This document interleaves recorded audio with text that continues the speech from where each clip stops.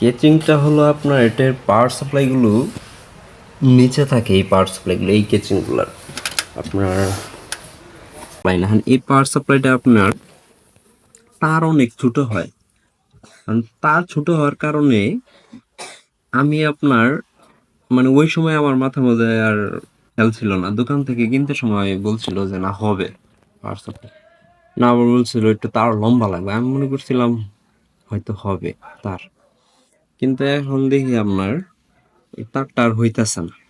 আমি তাও মিনিমাম মনে হয় 4-5 মাস এমনি চালাইছি। এই যে দেখতেই পাচ্ছেন আপনারা, মানে একদম উল্টো করে দিছি পাওয়ার সাপ্লাই। এটা আপনার এই দিক দিয়ে উল্টো করে দিছি একবারে। পরে আমি ভাবছি যদি আরেকটা পাওয়ার সাপ্লাই পাই তাহলে তার জোড়া দিয়ে লম্বা করে দিব। এখন হয়তো আপনারা বলতে পারেন নতুন একটা পাওয়ার সাপ্লাই কিনলেই তো পারে,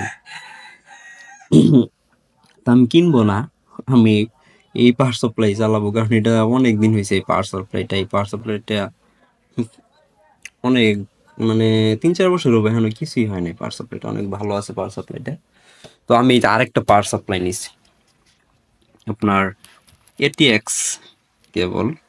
এই যে এটিএক্স কেবলটা আপনার এটি চলবে, এই যেগুলো আছে, এই যে এই টেক্স কেবলটা এটাই তারটা ছোট হয় অনেক, মানে টেনে টুনে অনেক পাওয়ার সাপ্লাই উল্টো করে বাঁধতে হয়। আমি কি করব, এখান থেকে আপনার তারটা কাটবো। এই পাওয়ার সাপ্লাই নষ্ট হয়ে গেছে কিন্তু তারগুলো ভালো আছে। এখন আপনি এই তারগুলা কেটে এটার সাথে জোড়া দিব।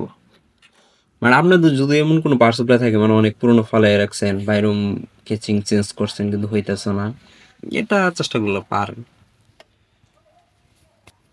এখন আপনার দেখা যাক, এখানে আপনার আমি কেবলগুলা গইনা দেখছি, তার আছে আপনার 23টা তার আছে এখানে, আর এখানেও আছে 23টা সেম। মানে এখানে যেটা আছে এখানেও ওইটা আছে, সেম সেম। এখন আমি কাইটা টেপ দিয়ে জোড়া দিব ভালো করে। তারপরে আশা করি আর এরকম এই যে দেখেন একবারে, মানে এই কেবলটা এমন ভাবে গেছে যে লম্বা হয়ে গেছে, মানে টান নিয়ে টাইনা লম্বা করে দিছে। সবগুলো আমি কেচি দিয়ে কেটে ফেলবো।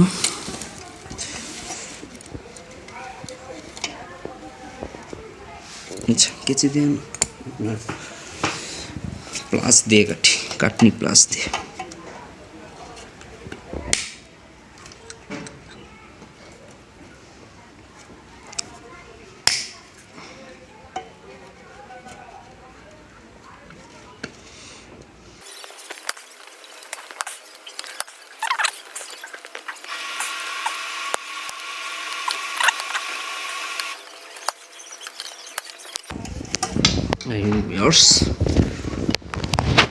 দেখতেই পাচ্ছেন, হ্যাঁ দেখেন আমি সবগুলা তার কেটে ফেলছি। সবগুলা তার কেটে ফেলছি। এখানে আপনার তার আছে 23টা তার আছে, আমি গুনে দেখছি 23টা আছে। 23টা তার আমি জোড়া দিব। আপনার এই যে এইগুলো জোড়া দেবো, যে লাগে এগুলো জোড়া দিব। এখন দেখতে পাচ্ছেন আমি সবগুলো তার আমি একদম রেডি করে ফেলছি জোড়া দেওয়ার জন্য। এইটাও এটা হলো আপনার এই যে কেবলটা অন্য পাওয়ার সাপ্লাইয়ের যে তারটা ছিল এই তারটা, আর এটা হলো এই পাওয়ার সাপ্লাই থেকে সরাসরি এসছে এটা। এখন আপনি কালোগুলা কালোতে জোড়া দিব, লালগুলা লালতে, আর যেটা আর কি কমলা কালার এটা কমলাতে জোড়া দিব। তো সবগুলো জোড়া দেওয়ার পরে আপনাদের দেখাচ্ছি। বেশ, দেখতেই পাচ্ছেন আমি আপনার সব কিছু জোড়ো দিয়ে ফেলেছি। এই যে দেখেন সবগুলা তার একদম সেপারেট করে সুন্দর করে জোড়ো দিয়ে দিছি। এটা আপনার এই কমলা রঙের যে কালারগুলো আছে অরেঞ্জের সাথে জোড়া দিবেন। তারপরে আপনার কালোরটা কালোর সাথে জোড়া দিবেন, আর লালটা লালের সাথে। আর এগুলা যেগুলো আছে এই যে এগুলা আলাদা আলাদা কেবল। আর আপনার এই যে এগুলো এই কালার যেটি আছে এই গ্রিন ইয়েলো এগুলো জোড়া দিবেন। জোড়া দেওয়ার পর তারপরে আপনার আরেকটা কেবল আছে ATX4, যেটা 4টা কেবল থাকে। এটা আপনার প্রসেসরের সাইডে এখানে লাগানো হয় এই যে এটা যেটা হয় এই চারটা আলাদা, এই যে চারটা আগে আলাদা করে নেবেন, আলাদা করে তারপরে জোড়া দিবেন। এটা আসলে এটা আসলে এরকম আসলে কেউ করে না, এই কেবল এরকমভাবে কেউ জোড়া দেয় না, সবাই পাওয়ার সাপ্লাই কিনে ফেলে। তবে আমার কাছে মনে হইলো দেখি এটা জোড়া দিয়ে কেমন হয় তারটা। এখন দেখি যে ভালোই হয়েছে, দেখেন অনেকখানি লম্বা হয়েছে, আগের চাইতে অনেক লম্বা হয়েছে, ডাবল হয়েছে। আগে তো এই পর্যন্ত আসতো, এখন দেখেন ডাবল লম্বা হয়েছে, এখন আর হবে না। তারপর আমি এই ফ্যানের পাখাটা ওই পাওয়ার সাপ্লাই থেকে খুললা লাগাইতেছি, কারণ আমার এই পাওয়ার সাপ্লাইয়ের পাখাটা আপনার শব্দ করে, তো মাঝে মাঝে একটু নয়েস হয়, এই কারণে এটাও চেঞ্জ করে ফেলতেছি। তাতেও দিয়ে আপনার জোড়া দিয়ে দিব। তো দেখুন এখন আমার তো লাগানি আমার কমপ্লিট হয়ে গেছে। এখন দেখি চালু করে দেখি অন হয় না, পূর্ণ